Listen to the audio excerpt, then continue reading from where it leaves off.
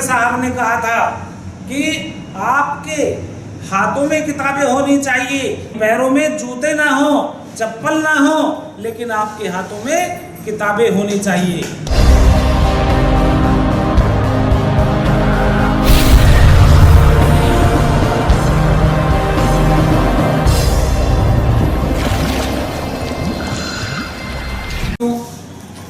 आज का जो वक्त है ये हमारे बीच एक बहुत ज़बरदस्त तरीके से आज लड़ाई लड़ने का वक्त है।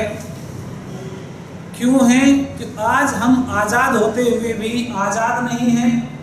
आज हम आज़ाद होते हुए भी आज़ाद नहीं हैं। इस बात को हम क्यों कह सकते हैं? ये सारा खुलेआम सबके सामने नज़ारा है।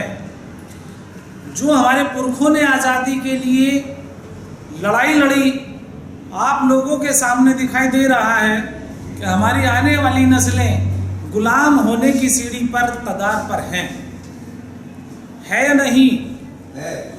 आज हम लोग बेरोजगारी की मुब्तला हो चुके हैं कि बेरोजगारी हमारे सर चढ़ करके बोलने लगी है।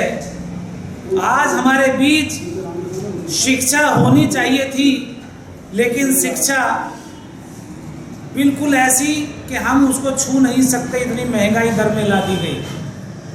आज खाने पीने की चीज़ें हद से ज़्यादा आसमान छू रही हैं, लेकिन हम बोल नहीं सकते। जो बोलेगा वो जेल जाएगा। तो ये किस तरह की आज़ादी है?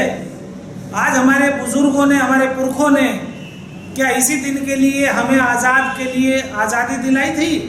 नहीं।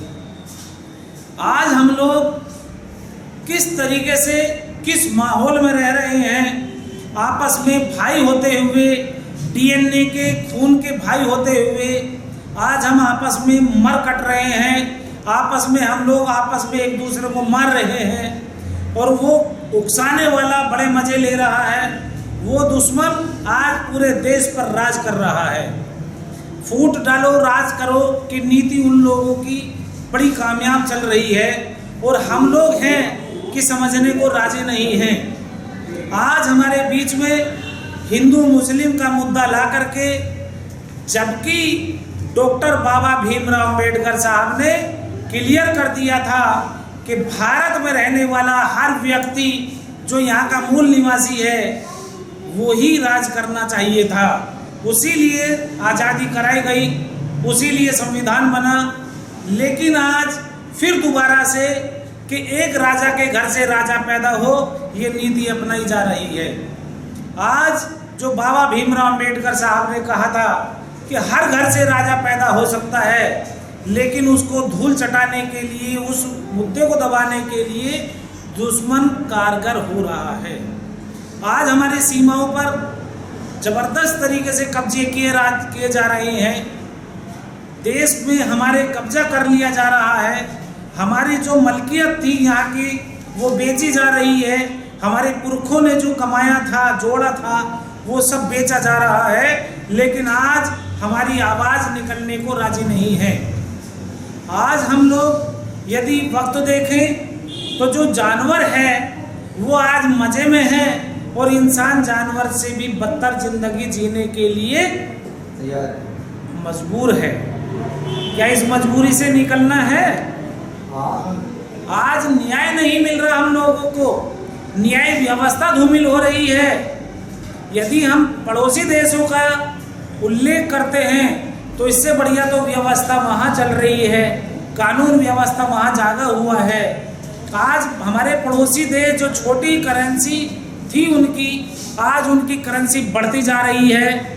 उस करेंसी को बढ़ाने के लिए क्या हम लोगों को मजबूरी में कदम उठाना है, या हम लोग मेहनत करके ले सकते हैं? थोड़ी अकल यदि लगाएंगे तो वो हम लोग बराबर कर सकते हैं। नहीं तो हम लोगों को बिल्कुल आने वाली नस्लों को जवाब देने के लिए मजबूर होना पड़ेगा।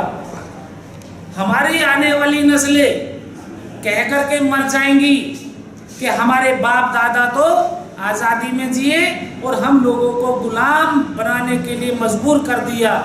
आज हम लोग गुलामी के आने वाली नस्लों को गुलाम बनाने के लिए बाध्य होते जा रहे हैं। आज हम जो अपना घर बार, अपने कारोबार, अपने राजपाट लेने के लिए सोचना चाहिए था, तो आज हम लोगों को मजबूर कर दिया जा रहा है कि हम एक वक्त की रोटी खाएं और दूसरे वक्त के लिए अपनी आज़ादी समझें। ये वक्त ला दिया जा रहा है।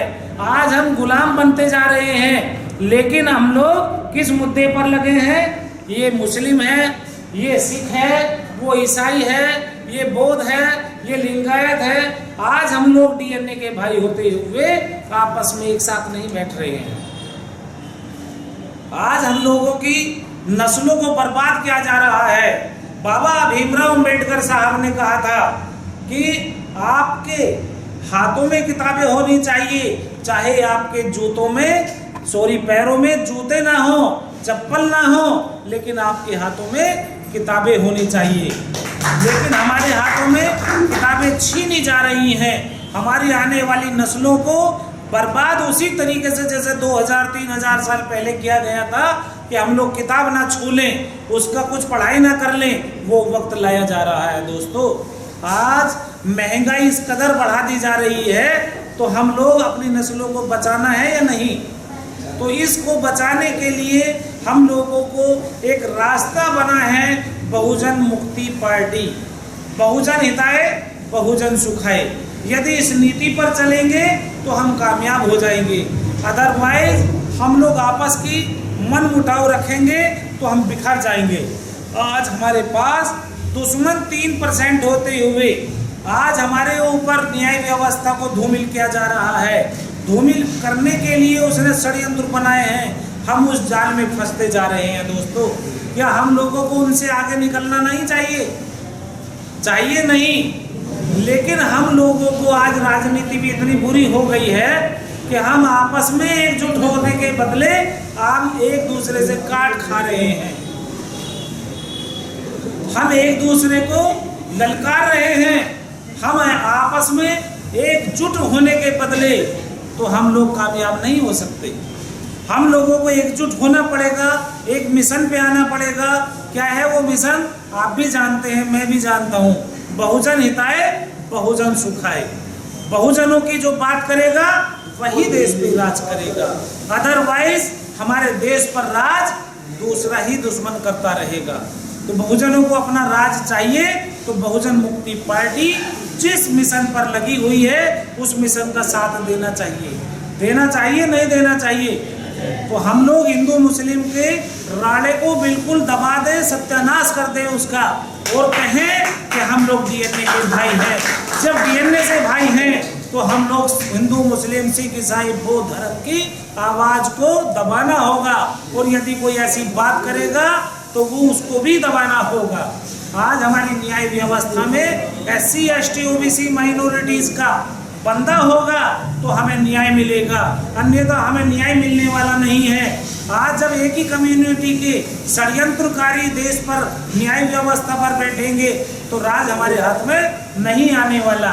यदि हम सोचेंगे कि ये तो मुस्लिम है, ये तो सिख है, ये ईसाई है, ये बौद्ध है, अरे भाई साहब कहाँ से आया? सब लोग यही हैं। केवल जातीय दुश्मनों ने 6430 बना दी और आज हम लोग आपस में नहीं समझ पा रहे हैं। सब एक दूसरे के जब भाई हैं तो उनका खून एक है, तो आपस में जब खून एक है तो हम लोगों को अपने आपस में मिलजुल करके बैठ करके अपने मुद्दों पर बात करनी चाहिए। अपनी न्याय व्यवस्था कायम करने के लिए हमें लड़ना चाहिए। बहुत लोग कहते हैं जी आरक्षण ले लिया, आरक्षण कर दिया गया। अरे आरक्षण तो वो चीज है कि जो दबा कुचला वर्ग है उसको ऊपर उबारने के लिए शिक्षा का मंत्र दिया गया था कि ये शिक्षा का मंत्र है। जो दबा कुचला वर्ग है उसको भी इतना अधिकार है, जो आज तक 3000 सालों से नहीं पढ़ा वो अब पढ़ेगा। एक युग कहते थे कि जी सतयुग है। सतयुग कौन सा था कि एक ही धर्म विशेष के, जाति के विशेष के एक व्यक्ति को ही पढ़ने का अधिकार था। फिर आया द्वापर युग कि उसमें दूसरा जाति का भी एक केवल 2 ही जाति के पढ़ सकते थे। फिर आया त्रेता युग कि उसमें 3 ही जाति के विशेष के लोग पढ़ सकते थे, लेकिन आज कहते हैं कलयुग है जी। अरे कलयुग तो वो युग है जिसमें सबको हर एक अधिकार है। तो आज का अधिकार हमें बढ़िया है या सतयुग या द्वापर युग या त्रेता युग चाहिए? हमें आज का युग चाहिए, बाबा भीमराव अम्बेडकर साहब का संविधान वाला युग चाहिए जिसमें सबको अधिकार है। चाहिए सबको या नहीं चाहिए? तो हम लोगों को संविधान का हक अधिकार है। तो मेरी बहन जैसे मेरे साथ में आज हमारे साथ में बैठी हैं और इनको भी इतना अधिकार है, लेकिन आज हम लोग उस युग की बात करें तो हमारी बहन बेटियों को कोई अधिकार नहीं है। तो यदि हमें अपना अधिकार लाना है, लेना है, तो हम लोगों को बहुजन मुक्ति पार्टी का साथ देना है, जो आपके गाजियाबाद से अलग जगह ही है। आज आपके गाजियाबाद में जितेंद्र कुमार सिद्धार्थ जी को बनाया गया, जिले की कमान दी गई है। आप इनका साथ और सहयोग दें, तन मन धन से इनके साथ लगें। आज जिले की कमान इनको डीएम बना दिया गया। आपके जिले के डीएम कौन होंगे? बहुजन मुक्ति पार्टी के जिला अध्यक्ष जितेंद्र कुमार सिद्धार्थ जी, और इनके ऊपर देख रेख रखने वाले सरपरस्त होंगे नीरज कुमार पासी जी। तो इसीलिए आप इनका साथ सहयोग दें। एक विधानसभा भी है हमारे बीच में, तो विधानसभा का संयोजक आज हमारे बीच में मौजूद है और उनका साथ सहयोग देंगे। तो लोनी विधानसभा में भी हिंदू मुस्लिम के बड़े मुद्दे उजागर हो रहे हैं, तो आप उनको भी दबाएंगे, आप अपनी विधानसभाओं को चलाएंगे। ये वहाँ के एसडीएम होंगे, ये वहाँ के सरपरस्ती करेंगे। तो आप लोग तन मन धन से एक दूसरे का साथ और सहयोग देंगे। हमारे बीच में आज अभी इसीलिए हमारे मंडल पर एक पद और खाली है, और उसमें हमें एक साथी की, हमारे एक बड़े बुजुर्ग की, एक बड़े सुलझे हुए व्यक्ति की जरूरत है, जो हर धर्मों का हम लोग पालन कर रहे हैं। लोकतंत्र वही होता है जिसमें हर जाति, हर धर्म विशेष के लोग एक साथ मिलजुल करके बैठते हैं और रहते हैं। तो मैं जितेंद्र जी से स्वागत के लिए बोलूँगा कि मुफ्ती साहब जो मोहम्मद काजिम साहब हैं उनका स्वागत करें, और इनको जो है पूरा मेरठ मंडल में जो 5-6 जिले आते हैं, इनको महासचिव के पद पर मनोनीत किया जाता है। पूरा मेरठ कंटिजेंट जितना भी होगा मेरठ मंडल, आप सभी साथी आए और इनका साथ और सहयोग करें, इनका स्वागत करें और इनका मनोबल बढ़ाएं कि आपका तन मन धन से कंधे से कंधा मिलाकर एक दूसरा साथ और सहयोग करें। और इनके साथ में आप लोग और हम लोगों को भी मार्गदर्शन मिलेगा कि इस्लाम मजहब ऊंच नीच का मजहब नहीं है, ये ऊंच नीच नहीं सिखाता हमारा मजहब। हमारा मजहब ऊंच नीच नहीं, समानता वाला हमारा संविधान है। समानता का संविधान है तो आप लोगों को समता, समानता, न्याय, बंधुता, स्वतंत्रता पर आधारित समाज और देश का निर्माण करने के लिए हमारा साथ और सहयोग देना है। तो आपके लिए मुबारक हो मोहम्मद काजिम साहब। मैं आपसे उम्मीद करूंगा कि आप अपने पूरे मंडल की जिम्मेवारी को बखूबी निभाएंगे और साथ और सहयोग देंगे। शुक्रिया, थैंक यू। और आज जिस मिशन पर हम लगे हुए हैं, आज हमारा मिशन कोई छोटा मोटा नहीं है। अभी आने वाले 28 तारीख को उसकी पूर्व 2 दिन पहले हम लोग यहाँ जन्मदिन भी मनाएंगे। अभी वो है हमारे मार्गदर्शक माननीय दीना भाना जी। माननीय दीना भाना जी वो शख्सियत हैं जिन्होंने एक मिशन तैयार किया कि SC, ST, OBC, माइनॉरिटीज़ जो 85% जो लोग हैं वो एक मुद्दे पर रह करके बाबा भीमराव अम्बेडकर साहब का मिशन को पूरा करेंगी। वो शख्सियत है। तो मैं उनके लिए आप लोगों से अनुरोध करूंगा कि उनकी खुशी में आने वाले वक्त के लिए अपने दिलों को बिल्कुल मजबूत कर लें और वो ये समझें कि हमारा जो सफाई कर्मी विभाग है, ये हमारा जो जातियों के धर्म में मनाया गया है, उसको हम लोग ऊंच नीच की किसे निगाहों से नहीं देखेंगे। वो हमारे भाई और बहन हैं, वो हमारे साथी हैं, वो हमारे पूर्वज हैं। आने वाली नस्लें हमसे अलग नहीं हैं। ये हमारा मजहब जो सिखाता है वो हमारा भारतीय संविधान है। वो हमारा जो भी मजहब इस पर फॉलो करता है वो हमारा भाई है। यदि जो भी धर्म से कोई भी धर्म हो A to Z, वो यदि ऊंच नीच सिखाता है तो वो हमारा दुश्मन है। आज से वो हमारा दुश्मन होगा, दुश्मनों का हम लोग साथ नहीं देंगे। बहुजन हिताय बहुजन सुखाय, माननीय दीना भाना जी की विचारधारा को हम लोग आगे बढ़ाएंगे सब लोग। वाम से जो संगठन है उसके संस्थापक हैं आप, लेकिन उसमें जो है ये गरीबों को देख करके आप चतुर्थ श्रेणी के कर्मचारी थे, तो माननीय काशीराम साहब जो फर्स्ट क्वालिटी उसमें आते थे कि A ग्रेड के कर्मचारी थे, तो उनको राष्ट्रीय अध्यक्ष चुन लिया गया था। तो लेकिन इसके संस्थापक असली माननीय दीना भाना जी थे, और माननीय काशीराम साहब ने एक गलती की थी कि वो अपने मिशन को बढ़ाते हुए जितना मिशन का काम था उसको दबा करके राजनीति में तब्दील कर दिया था। लेकिन माननीय दीना भाना जी वो शख्सियत थे कि अपनी साइकिल पर रहना पसंद किया, मिशन को छोड़ना पसंद नहीं किया।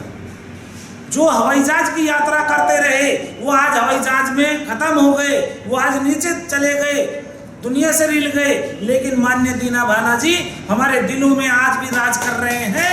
वो आज भी अपने मिशन को छोड़ करके चले गए। वो साइकिल पर सवार होकर के गांव-गांव मेहनत बराबर करते रहे। उन्होंने राजनीति को राज को नहीं, उन्होंने कहा कि हम राज करने वाले पैदा करेंगे, और उन्होंने अपने मिशन को बराबर करा। तो मैं उनको बार बार सल्यूट करता हूँ, तहे दिल से उनका शुक्र अदा हूँ कि हम लोगों के लिए मिशन बराबर छोड़ के गए। जो आज भी हमारा मिशन चालू है, तो बहुजन मुक्ति पार्टी उनकी उनके विचारधारा पर चलने का प्रयास कर रही है और करती रहेगी ता उमर। तो माननीय दीना भाना जी को मैं फिर एक बार सल्यूट करता हूं, और बार बार सल्यूट करता रहूंगा जब तक जीता रहूंगा कि उन्होंने हमारे बीच में ऐसी विचारधारा कायम की। Thank you. जय भीम, जय भारत।